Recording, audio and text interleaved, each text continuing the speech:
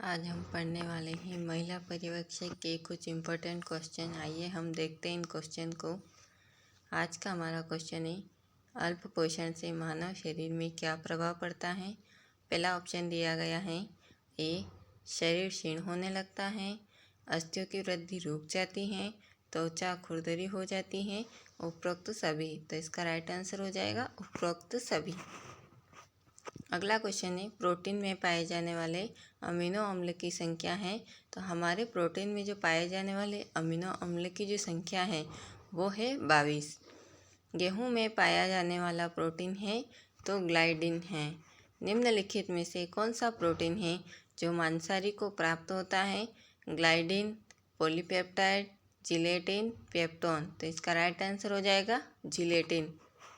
निम्न कथनों पर विचार कीजिए। पहला कथन दिया गया है, समस्त स्तनधारी जीवों के दूध में लैक्टोज पाया जाता है।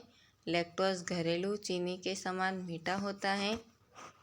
उपरोक्त कथनों में कौन सा कथन सही है। पहला ऑप्शन है केवल एक, केवल दो, एक और दो, न तो एक और नहीं दो। तो आपका राइट आंसर हो जाएगा केवल एक, यानी ए वाला ऑप्शन आपका सही हो जाएगा। अगला क्वेश्चन दिया गया है, निम्न कथनों पर विचार कीजिए। पहला कथन है, लैक्टोज दुग्ध में चीनी का अंश है जो पाचन क्रिया में ग्लूकोज द्वारा लैक्टोज में परिवर्तित हो जाता है। दूसरा कथन दिया गया है, फल और सब्जियों में लैक्टोज या लैक्टोज विद्यमान होता है। उपरोक्त कथनों में कौन सा कथन सही है। पहला ऑप्शन है केवल एक, दूसरा ऑप्शन है केवल दो, तीसरा ऑप्शन दिया गया है एक और दो, और डी वाला ऑप्शन दिया गया है न तो एक और न ही दो। तो इसका राइट आंसर हो जाएगा केवल दो, यानी बी वाला ऑप्शन आपका सही हो जाएगा। अगला क्वेश्चन पूछा गया है, निम्न कथनों पर विचार कीजिए। पहला कथन है, सुक्रोज दूध में पाया जाने वाला मीठा तत्व है। दूसरा है, गन्ने और चुकंदर में इसकी मात्रा 10 से 15% होती है।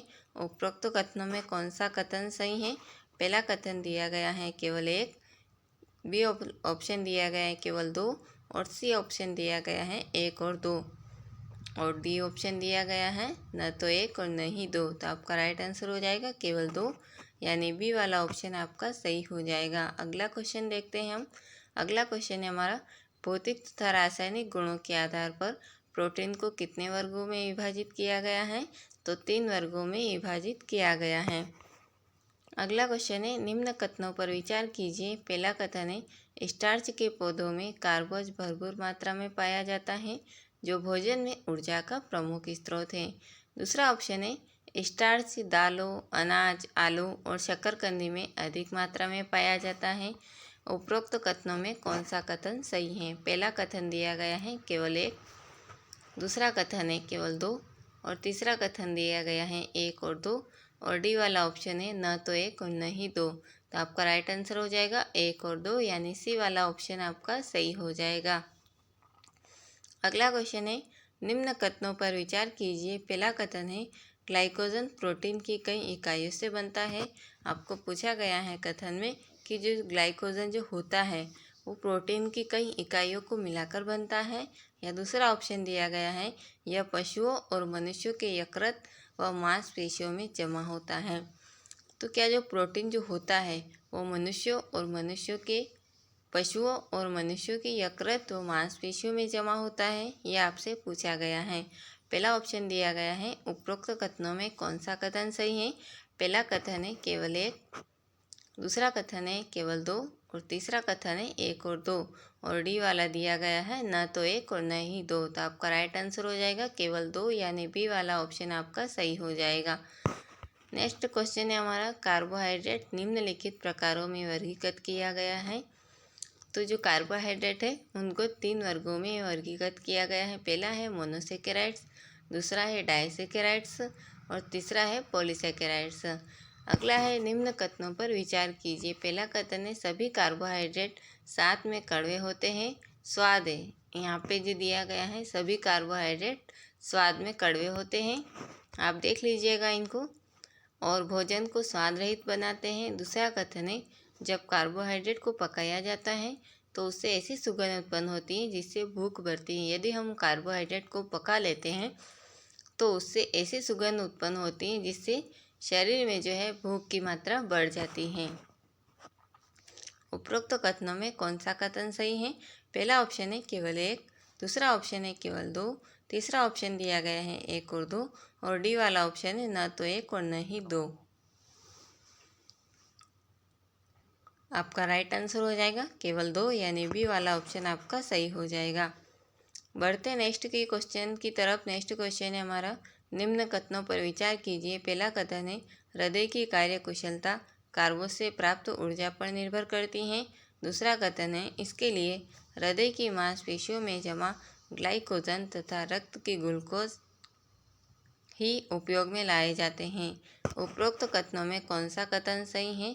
केवल एक, केवल दो, एक और दो, न तो एक और न ही दो। तो इसका राइट आंसर हो जाएगा एक और दो, यानी सी वाला ऑप्शन आपका सही हो जाएगा। अगला क्वेश्चन दिया गया है, किसी भी व्यक्ति को सामान्य जैविक गतिविधियों के लिए कितने प्रतिशत ऊर्जा की प्राप्ति कार्बोहाइड्रेट से होती है या होनी चाहिए? तो इसका राइट आंसर हो जाएगा 50 से 60%। नेक्स्ट क्वेश्चन दिया गया है, भोजन में कार्बोहाइड्रेट की कमी से जीवों में पड़ने वाले प्रभाव पर विचार कीजिए। पहला ऑप्शन दिया गया है, इसकी कमी से भार में कमी होती है, नई कोशिका का निर्माण नहीं होता, मनुष्य जल्द ही थक जाता है, शरीर में भोजन पचने की क्रिया बढ़ जाती है।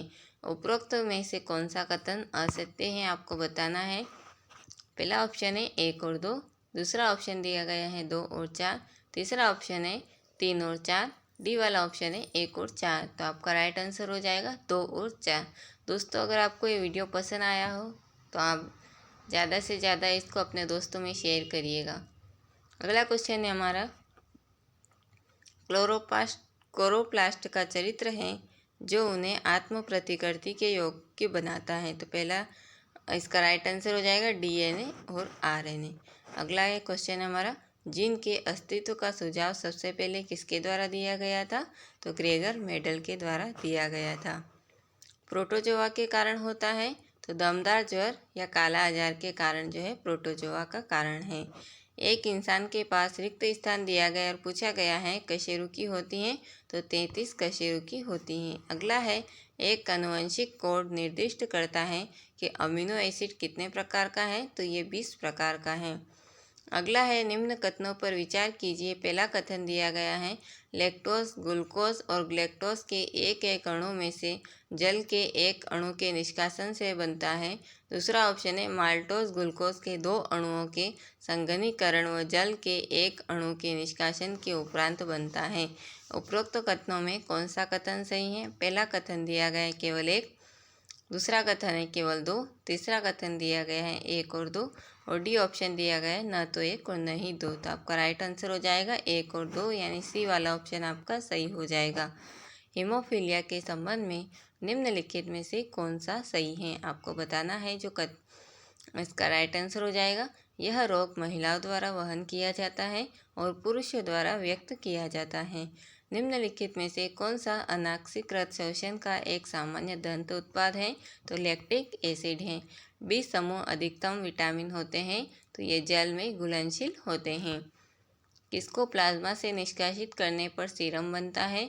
तो फाइब्रिनोजेन।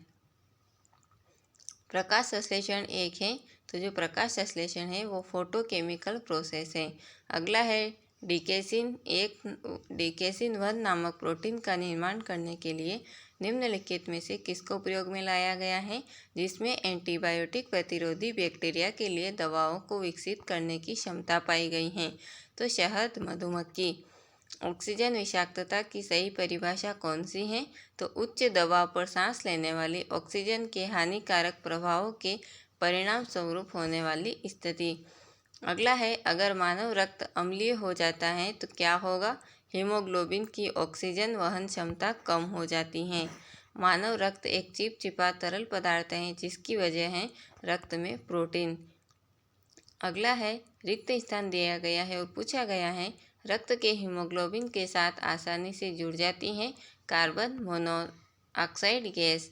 अगला है, निम्नलिखित में से किस सब्जी में स्टार्च की मात्रा नहीं पाई जाती? आलू, शकरकंदी, प्याज, इनमें से कोई नहीं। तो आपका राइट आंसर हो जाएगा, जो प्याज होता है इसमें स्टार्च की मात्रा नहीं पाई जाती है। एस्ट्रोजन और प्रोजेस्टेरोन किस वृद्धि को नियंत्रित तथा उत्तेजित करते हैं? तो ये स्तन ग्रंथि को उत्तेजित करते हैं। अगला है हमारा क्वेश्चन, कार्बोज के प्रमुख कार्य हैं। पहला ऑप्शन है यह शारीरिक ऊर्जा प्रदान करता है। दूसरा ऑप्शन है हृदय की कार्यशीलता को बनाए रखता है।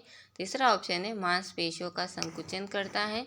और चौथा ऑप्शन दिया गया है शरीर में विकसित ऊतकों की मरम्मत करता है। कथन आपके सामने दिए गए। पहला कथन है 2 और 3। बी वाला ऑप्शन है 1, 2 और 3। सी ऑप्शन है 1, 3 और 4। डी ऑप्शन है ये सभी। तो आपका राइट आंसर हो जाएगा 1, 2 और 3, यानी बी वाला ऑप्शन आपका सही हो जाएगा।